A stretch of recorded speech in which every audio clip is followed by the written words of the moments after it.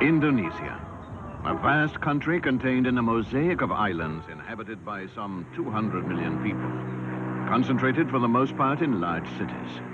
An urban society which has lost the age-old personality and identity, still retained in unspoiled villages scattered throughout the over 7,000 so-called minor islands that spread out into the Indian Ocean and the Java and Flores Seas.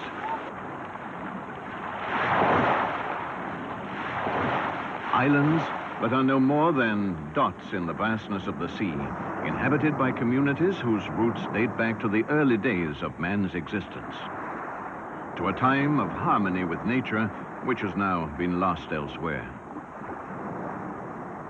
On islands like these, modern Indonesia, with its high rises, tourism and industrial development, and the wide range of problems associated with modern civilizations, is thousands of miles and thousands of years away.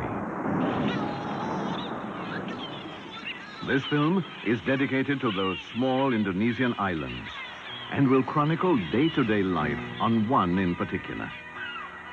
A human microcosm immersed in an unpolluted environment, self-sufficient and true to its own traditions.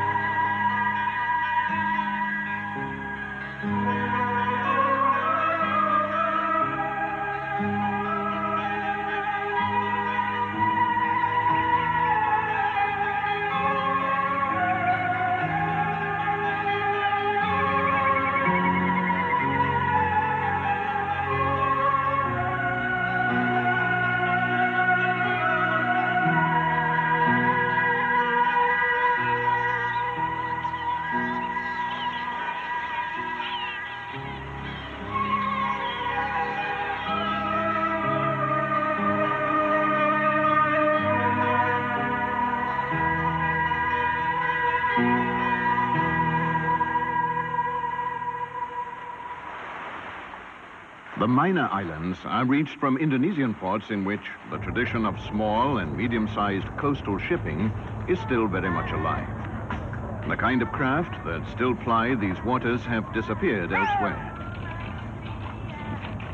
In modern-day Indonesia, the legendary praos is now only seen here, where it continues to serve outlying trade routes.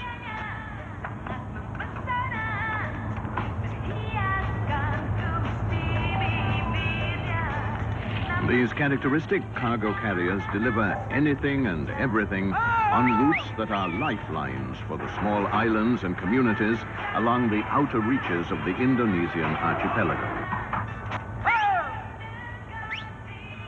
We will be traveling to one of these islands on a praos that is waiting for us off Semarang on Java. The praos draws too much water to enter the port at low tide. The crew looks like it might have stepped out of a novel by Conrad. The dolphins that accompany us out to the praos stay with us for much of the voyage. After sailing southwest across the Flores Sea, we enter the straits between Bali and Lombok to make a landfall on the tiny island of Kangean.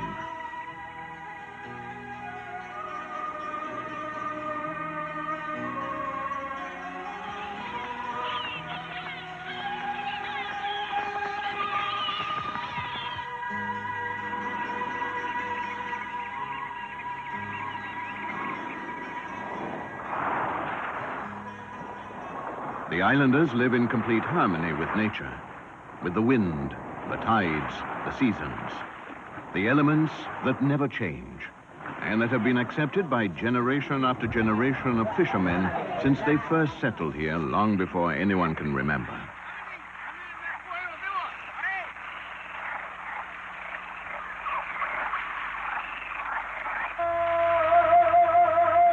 Boats bring in the day's catch on the waters of the river that flows across the island. Highly prized turtles caught out to sea in the channel that separates the island from nearby Bali.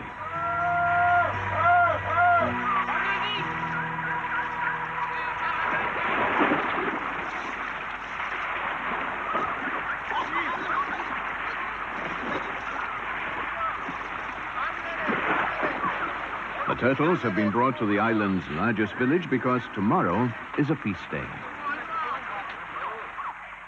At the banquet, to be held here among the huts, Kangean's fishermen and their wives will play host to all the surrounding communities.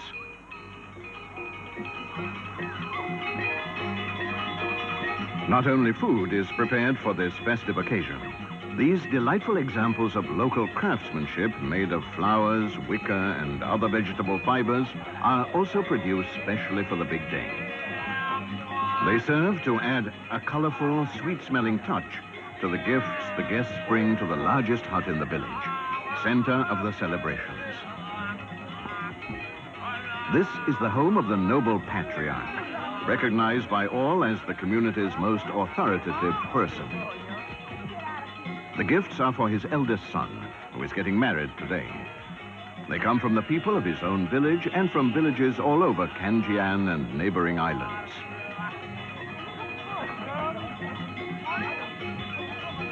It is the bride who accepts the gifts. She seems quite unmoved by such a great show of homage and affection.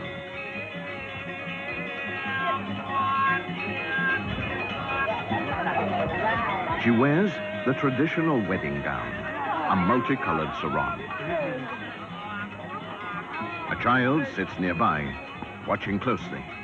In 10 years' time, she will become the second wife of the young man being married today.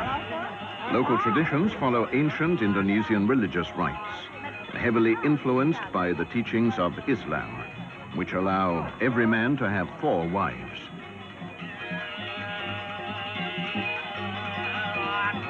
The Islamic religion takes second place to the islanders' faith in ancient pagan gods, like this one, to whom the newlyweds must ask for the gift of fertility. Smiling but frightening, friendly but sinister. This is the face of the sun god.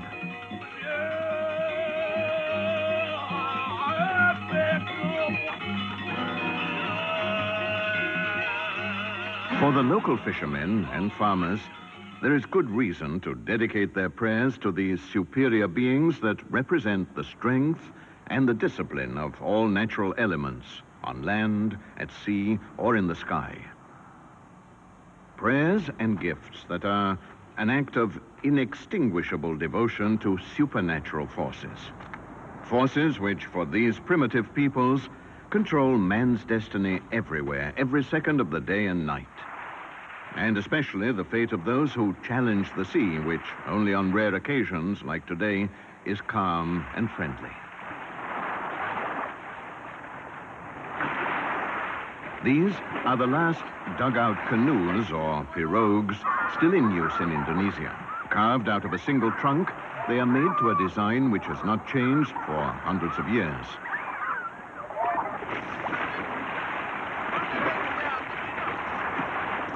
The pirogue is the ideal craft for working the coral reefs that surround these islands, in a sea so warm and fertile that it guarantees a rich and abundant daily catch.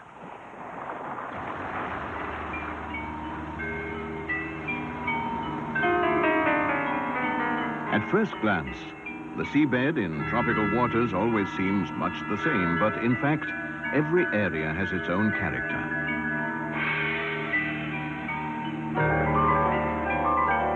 One of the few natural habitats on Earth that has remained unchanged for millions of years.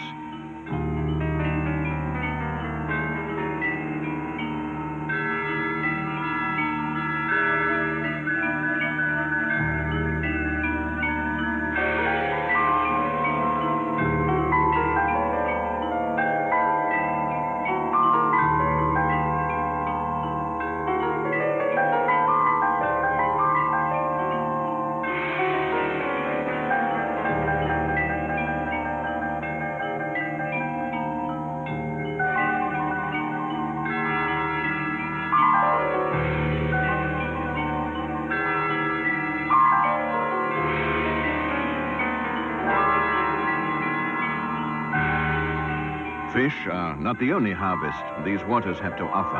Another is seaweed.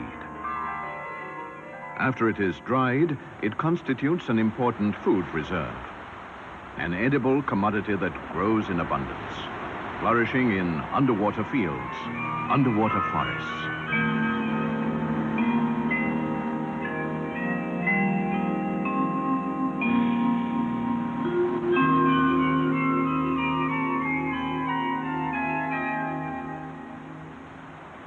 Along the coast, in low water, the sea currents are strong, carrying clouds of plankton. Here, fishermen have constructed ingenious devices to trap the schools of fish that follow this easy source of food. The fish can't find their way out of the man-made labyrinth and are easily caught.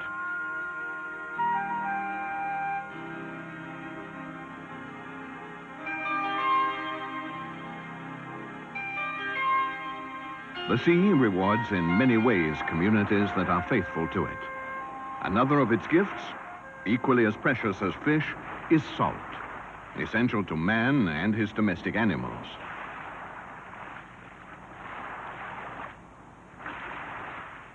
On the edge of his village, this man sows the soil not with seeds, but with salt water. This is the first step in a long operation that will culminate in a salt harvest.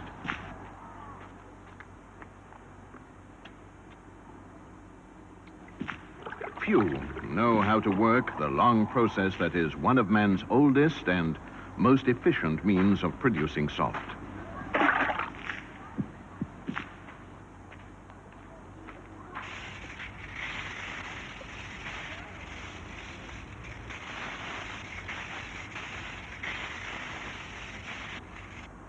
Seawater is collected in natural cisterns.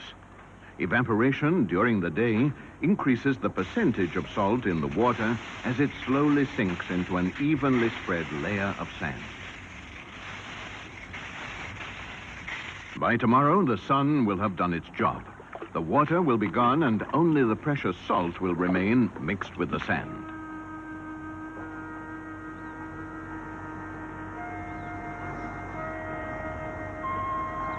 Men and women work tirelessly to remove the layer of sand and salt and carry it to the hut where the last phase of the process takes place.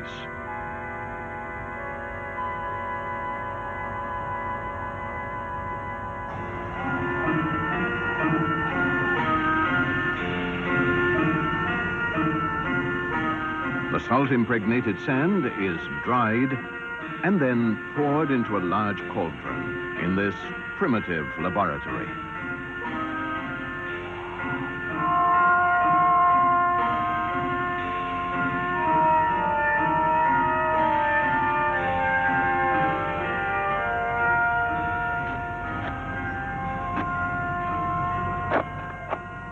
Through a catalytic chemical process discovered by chance and applied with no scientific training, the villagers produce pure salt. This community produces more than enough salt for its own needs. The surplus is traded for products of nearby villages.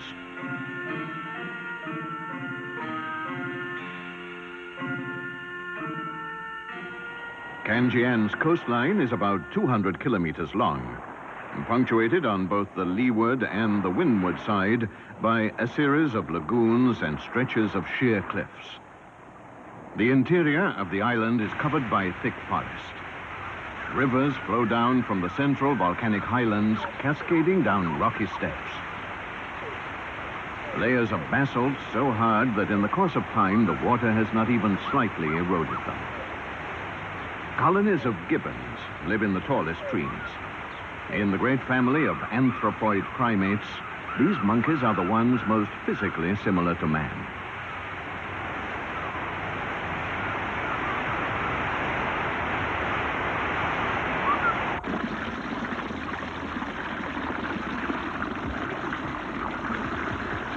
At one of the springs where pure fresh water bubbles up from the bowels of the central highlands, the inhabitants of Kangean have built a fountain with large water outlets carved out of the living rock. A perfect copy of a fountain that is considered one of the wonders of the neighboring island of Bali.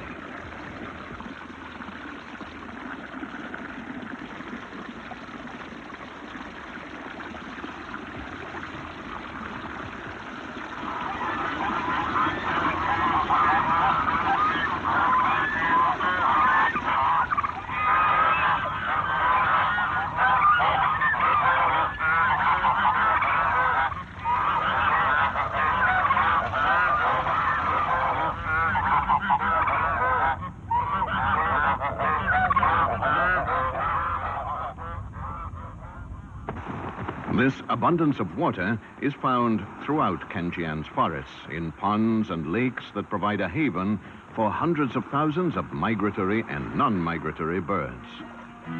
Precious reserves of fresh water that are not only a benefit to man, but to all the island's wildlife.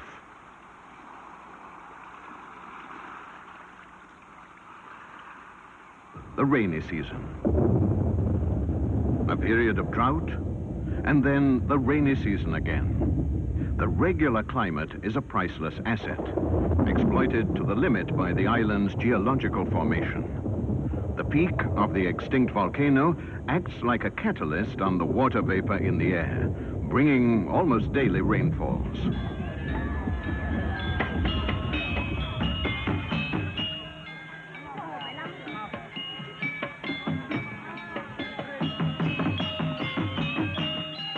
For the islanders, the volcano is not only the home of a goddess, but is itself worshipped as a god.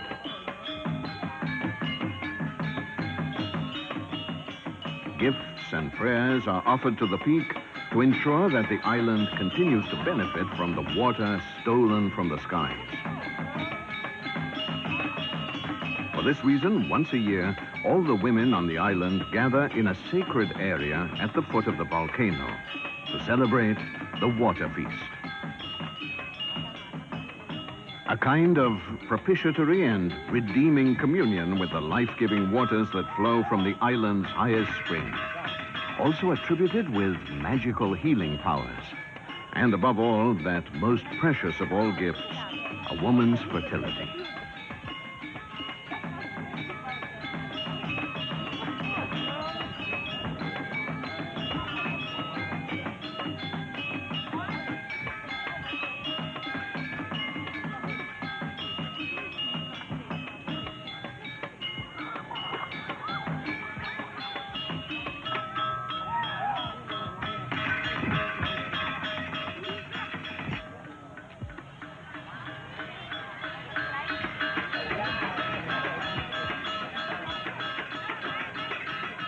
Days of celebration, days of work.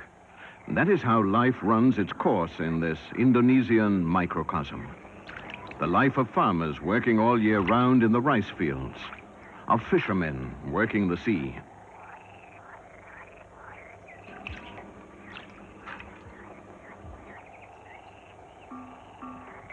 And like the sea, the farmers' fields are generous with their gifts. But there is always a price to pay. In this case, the building of arable terraces on steep mountain slopes that incorporate an ingenious irrigation system to encourage the growth of plants. To which man in the Far East, be he on the mainland or on one of these minute specks of land in the ocean, owes his existence. Typically, all Indonesians faithful to their country's material and spiritual culture pay homage to nature's generosity. There is perhaps nowhere else in the world where religious festivities and obligatory rituals are so numerous, so frequent, and so sumptuous.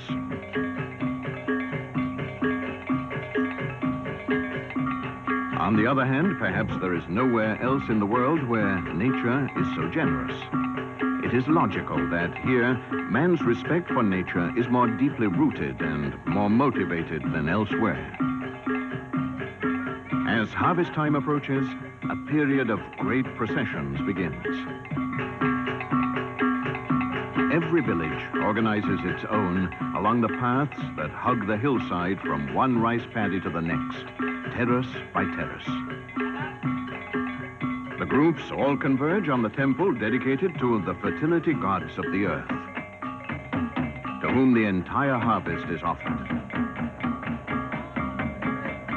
The produce that the land and water have grown will be divided up proportionately among the village families. After, a part is deducted to be stored here as seed for the next planting.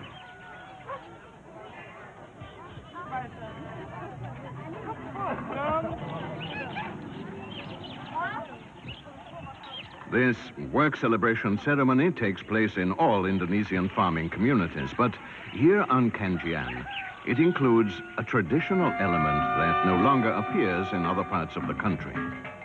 A moment of high spirituality. An act of communion with rice that is a manifestation of gratitude and devotion, and a promise for the future.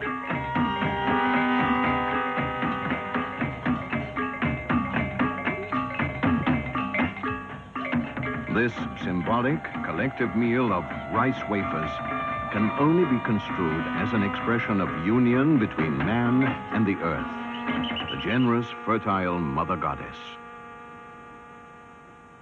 It is impossible to fully understand the meaning of daily life in these island villages on the fringes of Indonesia without accepting that its most essential factor is the ritualism that constitutes its secret code. Secret, of course, to outsiders who have difficulty understanding the mechanism of a rapport between reality and the world of magic, between the spiritual world and the material world. A rapport at the basis of a culture and civilization that is the result of thousands of years of slow development. The islanders pay homage to the physical reality of the world around them, accepting it as part of an all-encompassing supernatural design that demands respect, even to the point of dedicating their temples to a monkey.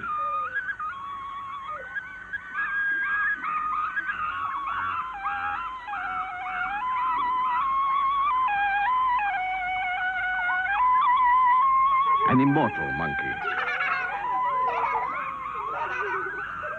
Hanuman, one of the gods most venerated by those whose past is deeply rooted in the Hindu religion. Directly related to the Hinduism that developed on the island of Bali, a cult that has inspired many of the traditions and customs found on surrounding islands.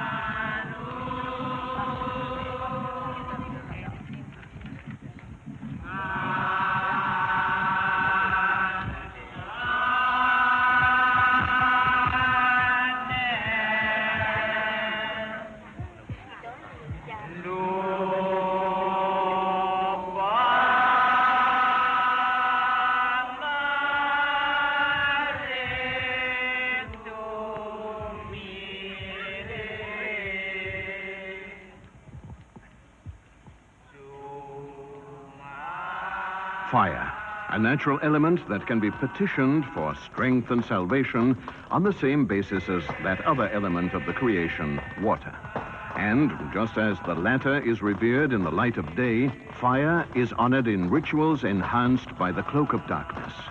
One, in particular, is a propitiatory dance on the burning embers of a bonfire built in a temple.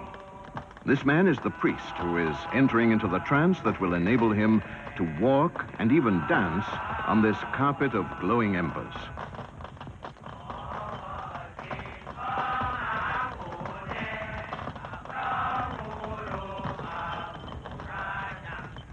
For Hindus, this is a magical meeting point between mortal man and his immortal gods.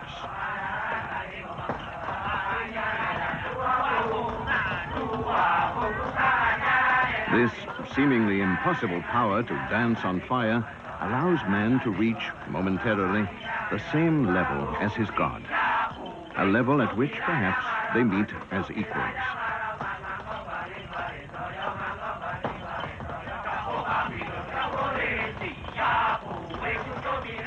It is believed that through the sacredness and sacrificial qualities of this exploit, the burning embers absorb special powers.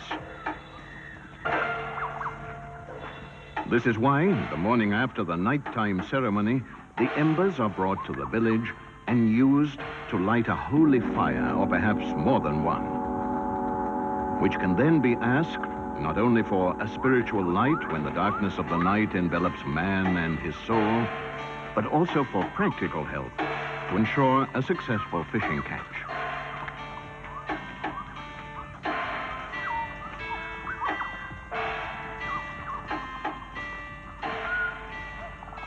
This man is on his way to the shore to bring burning embers to Kangean's night fishermen. Those who challenge the dangers of darkness, because in certain periods, the sea becomes more generous at night, after the sun sinks below the horizon.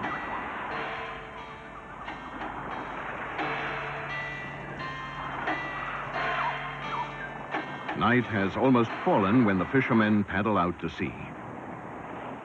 Their catch will supply food for the next day for the whole community. The torch in the bow serves to lure fish into the nets and remind the gods of the sea that the little points of light bobbing on the waves denote the presence of their fishermen friends who require attention and protection.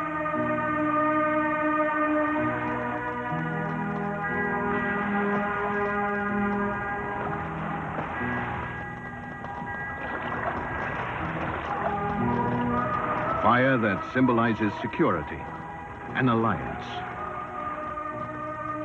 A pact between man and nature, reconfirmed daily through the ritual of practical endeavor. And therein lies the secret of the happy life on a small island in that immense archipelago called Indonesia.